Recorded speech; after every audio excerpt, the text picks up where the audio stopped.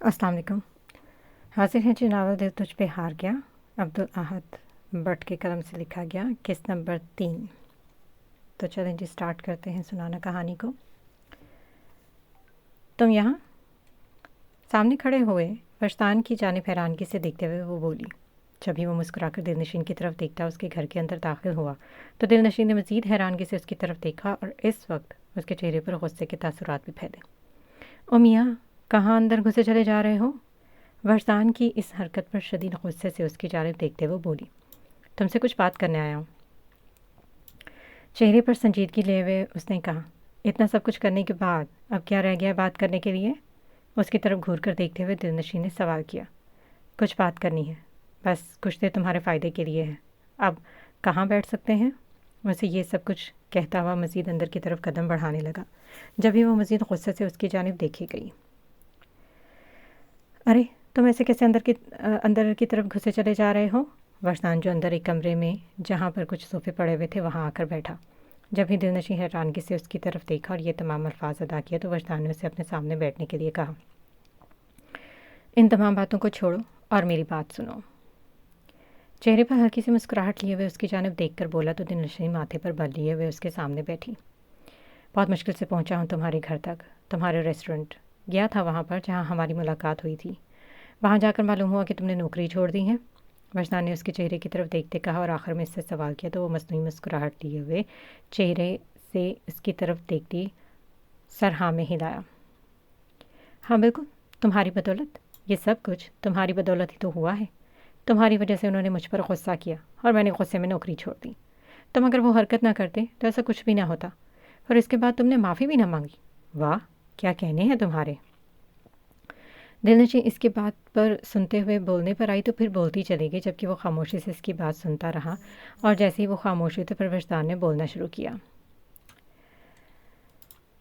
मैं समझ सकता हूँ और जो कुछ भी तुम कह रही हो वो बिल्कुल ठीक कह रही हो। तुम अपनी जगह पर बिल्कुल ठीक हो, इसलिए फ़िक्र मत करो।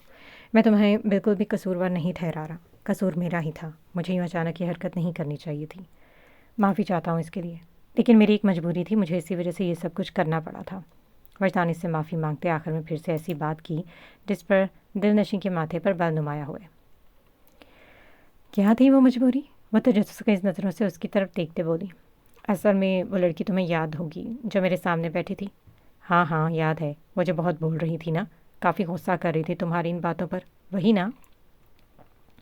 फरस्तान की बात सुनते हुए उसने अपने जहन पर जोर देते हुए याद किया तो उसे मरियम याद आई और उसने इन अल्फाज में फरस्तान को भी उसके बारे में याद करवाया, जिस पर फरस्तान के चेहरे पर मुस्कुराहट फैली और उसने सर हाँ में हिलाया। हाँ हाँ वही, उसी की बात कर रहा हूँ। असल में मेरी खाला ने उसे भेजा था मुझसे मिलने के लिए। वो चाह रही थी कि हमारे दरमियान अगर कुछ अंडरस्टैंडिंग पैदा हो जाती है तो फिर वो हमारी शादी करवा देंगी। लेकिन फिलहाल मैं इस मामले पर सोचना भी नहीं चाहता और वो लड़की हाथ धोकर मेरे पीछे पड़ गई है। फरस्तान से सारी बात बता रहा था जब भी दिलनशीन ने उसकी बात काटी। तो तुम इससे मिलने ही ना आते अगर तुम्हें शादी नहीं करनी थी? ऐसा कर नहीं सकता था। असल में मैं पहले भी 3-4 मरतबा ऐसा कर चुका था और मीटिंग कैंसिल करवा दी थी, लेकिन इस बार खाला ने मुकम्मल तौर पर प्लानिंग के साथ मेरे साथ ये सारा खेल खेला था, इसलिए मैं कुछ भी नहीं कर सका। और इस वक्त इस लड़की से जान छुड़ाना इस कदर मुश्किल हो गया था कि मेरे लिए कि मैं अगर वहाँ से उठकर जाने की बात करता तो वो बिगड़ता, तो वो ये कहती कि हम कहीं घूमने चलते हैं। बहुत दिमाग ख़राब हो चुका था मेरा, इसी वजह से मेरा दिमाग घूम रहा था और इसीलिए तुम मेरे सामने आ गई और फिर जो भी मेरे दिलो दिमाग में आया फिर वो मैं करता गया। वो सब कुछ मैंने इस लड़की से जान छुड़ाने के लिए किया था। मेरा मकसद बिल्कुल भी तुम्हें हर्ट करना नहीं था, इसलिए तुमसे माफ़ी चाहता हूँ। इसकी सारी बात सुनते हुए दिलनशीन ने एक गहरा सांस लिया और एक गहरी सोच में मुब्तला हुई। अगर ये सारी बातें तुम मुझे इस वक्त बता देते तो फिर मैं इतना गुस्सा ना करती। खैर, तुम्हारी कैफियत को भी समझ सकती हूँ, कहीं ना कहीं दुरुस्त हो तुम, इसलिए माफ़ करती हूँ। कोई बात नहीं, बस यही कहने आए थे। दिलनशीन ने उसकी इस हरकत के लिए माफ़ करते हुए चेहरे पर सवाल लिए उसकी जानिब देखकर पूछा, जब भी वो सरनफी में हिलाया। नहीं, इसके अलावा भी एक और बात करनी है। तुम्हारी नौकरी मेरी वजह से गई थी, इसी वजह से मैं अपनी हर एक गलती का अजाला भी करना चाहता हूँ। उसने सरनफी में हिलाते उसकी जानिब देखकर कहा तो दिलनशीन के चेहरे पर सवालात फैले। क्या तुम मुझे नौकरी भी दिलवाओगे? वो इससे सवाल किया, जब ही वजदान ने सर हाँ में हिलाया। हाँ, कुछ ऐसा ही समझ लो। तुम्हारे लिए बहुत अच्छी ऑफ़र है मेरे पास। उसने संजीदगी से उसकी जानिब देखते कहा तो वजदान की बात सुनकर वो नासमझी से उसकी जानिब देखा। मैं समझी नहीं, तुम्हारी बात का क्या मतलब है? किस किस्म की ऑफ़र की बात कर रहे हो तुम? उसने वजदान से उसकी बात का मतलब मांगा था। जब मैं तुम्हारे ऑफिस गया तो उन्होंने मुझे बताया कि कल तुमने मुझसे बदतमीज़ी की थी, इसी वजह से तुम्हारा और उनके दरमियान बहस हुई और तुमने नौकरी छोड़ दी। और यकीन करो मैं सबको ये भी नहीं चाहता था, लेकिन इसका अजाला कर सकता हूँ। मेरे पास तुम्हारे लिए ऑफ़र है। जैसा कि मैंने अभी कुछ देर पहले ही तुम्हें बताया कि मेरी खाला हाथ धोकर शादी के मामले पर मेरे पीछे पड़ी हुई है। इस मामले को सुलझाना चाहता हूँ मैं। अच्छा, तो क्या मैं तुम्हारे लिए कोई लड़की तलाश करूँ? वो भी बोल ही रहा था कि दिलनशी ने इसकी बात को काटते कहा, जिस पर वजदान मुस्कुराकर इसकी जानिब देखते हुए सरनफी में हिला। नहीं, किसी को भी तलाश करने की ज़रूरत नहीं है। जिसे भी तलाश करना था मैं कर चुका हूँ। अच्छा, किसे तलाश किया? जिसे मैंने तलाश किया वो मेरे सामने बैठी हुई है। हैं? क्या? उसकी बात सुनते हुए दिलनशी के चेहरे पर शदीद हैरानगी फैली, जबकि वो सर हाँ में हिलाते इसके चेहरे की हैरानगी को मज़ीद गहरा किया। मुझे तुमसे शादी करनी। क्या तुम्हारा दिमाग ठीक है? वो गुस्से से उसकी तरफ देखती हुई बोली तो वजदान ने सर हाँ में हिला। हाँ बिल्कुल, मेरा दिमाग बिल्कुल ठीक है और मैंने ये सारी बात बहुत सोच समझ कर की है और मैं जानता हूँ कि मैं क्या कर रहा हूँ। वजदान ने इसकी बात का जवाब दिया। लेकिन तुम अभी पहले मेरी पूरी बात तो सुन लो। उसकी बात सुनते हुए दिलनशीन कुछ कहने ही लगी थी कि वजदान उसके बोलने से पहले ही बोला, जिस पर वो खामोश होती हुई उसके बोलने का इंतज़ार करने लगी। हम शादी करेंगे, लेकिन ये एक कॉन्ट्रैक्ट मैरिज होगी। तुम्हें 7 माह के लिए शादी करके मेरे साथ रहना होगा। इसके बाद हम कोई भी बहाना बनाकर एक दूसरे को छोड़ देंगे और मैं ये ज़ाहिर करूँगा कि इस शादी के टूटने में मैं काफ़ी टूट गया हूँ और मैं दोबारा इस तरफ नहीं जाना चाहता। इस तरह मेरी खाला को भी एहसास हो जाएगा कि फ़िलहाल ये फ़ैसला मेरी ज़िंदगी के लिए बेहतर नहीं, और इसके साथ ही इनकी ये ख्वाहिश भी ख़त्म हो जाएगी। वजदान ने जब उसे सारी बात बताई तो वो फिर से नासमझी से उसकी तरफ देखने लगी। ठीक है, लेकिन इस सब में मेरा क्या किरदार? इसके लिए तो तुम किसी को भी चुन सकते हो। दिलनशीन ने इससे सवाल किया। तुम्हारा किरदार ये है कि उस दिन उस लड़की के सामने मैंने तुमसे वो सारी बातें कही थी, और अगर ऐसे में मैं किसी और से शादी करता हूँ तो ये मेरे लिए मसला बन सकता है। अभी तो मेरी खाला को ये लगता है कि मैं किसी को पसंद करता हूँ और मैं इनसे छुपा रहा हूँ। इनकी नज़र में काफ़ी शर्मिंदा हूँ मैं, और वो यहाँ पर आने वाली हैं, इसलिए मैं चाहता हूँ कि हम दोनों एक दूसरे को यूँ ज़ाहिर करें कि हम दोनों एक दूसरे से बहुत मोहब्बत करते हैं। हमारी शादी भी हो जाएगी, लेकिन कॉन्ट्रैक्ट होगा। इसके बाद 7 माह एक साथ रहना होगा और इस दौरान हम मुख्तलिफ मामलात पर एक दूसरे से लड़ाई भी कर सकते हैं या एतराज़ात उठा सकते हैं, ताकि ये लगे कि हमारी शादीशुदा ज़िंदगी अच्छी नहीं जा रही। इसके बाद हम जुदा हो जाएंगे। क्या तुम्हें ये सब मजाक लगता है? क्या शादी कर लेना, जुदा हो जाना, क्या ये कोई खेल है जो हम खेलने जा रहे हैं? मुझे तुम्हारी बात की बिल्कुल भी समझ नहीं आ रही।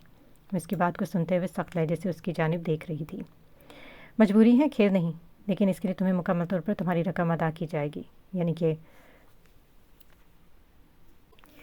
वजदान की बात सुनकर दिलनशी गुस्से से अपनी जगह से उठ खड़ी हुई। बेहतर है कि तुम यहाँ से चले जाओ, इस मामले में मैं तुम्हारी मदद नहीं कर सकती। दिलनशी के खड़े होते हुए वो भी अपनी जगह से खड़ा हुआ और संजीदगी से उसकी जानिब देखा। मैं यूँ इस सफ़र को ख़त्म नहीं करूँगा। तुम्हें इस मामले पर पूरा सोचना चाहिए और पूरे गौर व फिक्र के बाद ही हम किसी नतीजे पर पहुँचेंगे। मैं जानता हूँ कि इस घर का किराया तुमने और तुम्हारी दोस्त ने पिछले 5 माह से नहीं दिया। सारी मालूमात मिल चुकी हैं मुझे तुम्हारा घर तलाश करते हुए। खुशकिस्मती से सबसे पहले तुम्हारे घर के बारे में तुम्हारे मालिक मकान से ही पूछा था और वही मुझे यहाँ तक छोड़ के गया, और रास्तों में उन्होंने मुझे बता दिया कि तुम दोनों ने 5 माह से किराया नहीं दिया हुआ।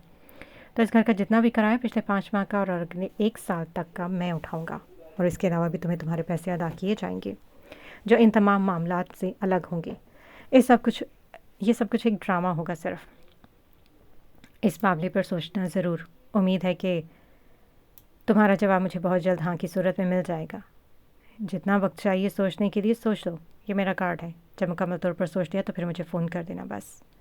वजदान से सारी बातें बताता हैरानगी में मुब्तला कर चुका था, और आखिर में अपनी जेब से अपना कार्ड निकालते हुए सामने पड़ी मेज़ पर रखता घर से बाहर की तरफ कदम बढ़ाए, जबकि दिलनशीन के चेहरे पर हैरानगी के तासुरात थे। क्या? इरम ने हैरानगी से उसकी जानिब देखते हुए कहा। वही तो, मैं भी काफ़ी हैरान हूँ इसकी बातें सारी सुनते हुए। दिलनशीन ने भी सर हाँ में हिलाते हुए बोले। इस समय वो दोनों कमरे में बैठी हुई थी जब भी दिलनशीन ने आज वजदान के आने के मुतालिक उसे बताया, और उसके साथ ही ये भी बताया कि वजदान ने उसे कॉन्ट्रैक्ट मैरिज की पेशकश की है, जिसे सुनते हुए इरम के चेहरे पर हैरानगी फैली थी। ये सब तो मेरे लिए बिल्कुल भी एक्सपेक्टेड नहीं है। मतलब वो इतना अमीर शख्स, उसे क्या ज़रूरत पड़ गई है कि वो हमारे दरवाजे पर आकर तुम्हारी शादी की पेशकश कर रहा है? कहीं वो तुम्हें वाकई में चाहने तो नहीं लगा? इरम ने हैरानगी से अल्फाज कहना शुरू किया और आखिरी चंद अल्फाज सुनते हुए दिलनशीन गुस्से से भरी हुई नज़रों से उसकी तरफ देखी गई। मैंने तुमसे कहा है कि इस मामले में मेरी मदद करो, ना कि ये कि तुम यहाँ पर इश्क के धागे बुनती रहो। अब ये बताओ मैं क्या करूँ, समझ में नहीं आ रहा। कुछ भी, मुझे नौकरी जा चुकी है, 5 दिन में मुकम्मल होने वाले हैं, हमें किराया भी अदा करना है। और उसने कहा है कि पिछले 5 माह का किराया भी दे देगा और अगले 1 साल का किराया भी वो देगा और इसके साथ ज़्यादा से रकम भी देगा। मुझे लेकिन समझ में नहीं आ रहा क्या करूँ, सही है या गलत? दिलनशीन ने चेहरे पर परेशान कुन तासुरात लिए हुए ये सब तमाम अल्फाज अदा किए। देखो दिलनशीन, मैं तुमसे ज़्यादा कुछ भी नहीं कहूँगी। ये फ़ैसला और ये मामला तुम्हारा है। इस मामले में अगर मैं तुमसे ये कहूँगी कि ना करो तो भी नाइंसाफ़ी होगी, क्योंकि ये बात तो सच है कि हम इस वक्त बहुत मुश्किल हालात से गुजर रहे हैं। और अगर मैं तुमसे ये कहूँ कि तुम ये शादी कर लो तो फिर भी मुझे बुरा लगेगा, क्योंकि तुम्हें मैं ऐसे रिश्ते में बनने के लिए कह रही हूँ जिसमें तुम नहीं बनना चाहती। इरम ने संजीदगी से उसकी तरफ देखते हुए ये अल्फाज अदा किए। फ़िक्र मत करो इरम, मैंने अपना फ़ैसला कर लिया और मैंने सोच लिया है कि मुझे क्या करना है। वह चेहरे पर संजीदा तासुरात लिए हुए ये सब कुछ कह गई तो इरम ने हैरानगी से उसकी तरफ देखा। क्या फ़ैसला किया है तुमने? बस फ़िक्र मत करो, जो भी किया वो हम दोनों के हक़ में बेहतर होगा। अब अगर किस्मत में यही लिखा है तो फिर ये होकर रहेगा। इरम के किया गया सवाल पर फिर से उसने संजीदगी से जवाब दिया। संजीदगी से जवाब देते हुए उसने इरम के चेहरे पर फैली हुई हैरानगी में इजाफा कर दिया। कुछ लम्हों बाद दिलनशीन अपने कमरे में पहुंची और इस वक्त वो गहरी सोच में मुब्तला थी। एक तरफ तमाम मुश्किलात थी और दूसरी तरफ इसके दिल में ये बात थी कि वो वजदान को इस ऑफ़र को रद्द कर दे। लेकिन अगर रद्द कर देगी तो फिर ज़िंदगी किस तरह गुजारेगी? ज़िंदगी गुजारने के लिए इस दौर में सबसे अहम पैसा है और फिर उसे इस घर में चैन से जीने के लिए भी पैसे की ज़रूरत थी और इसी वजह से वो शदीद कश्मकश में मुब्तला भी थी। कुछ समझ भी नहीं पा रही थी कि क्या जवाब दे, लेकिन काफ़ी सोचने के बाद इस लम्हे वो इस नतीजे पर पहुंची थी कि उसे ये 7 माह एक झूठी शादी में गुजारने होंगे और इसके बाद उसकी ज़िंदगी में बहुत से बदलाव आ जाएगा। ज़िंदगी बहुत मुश्किल का शिकार थी और उसे आसान बनाना था तो फिर ये कदम उठाना पड़ेगा।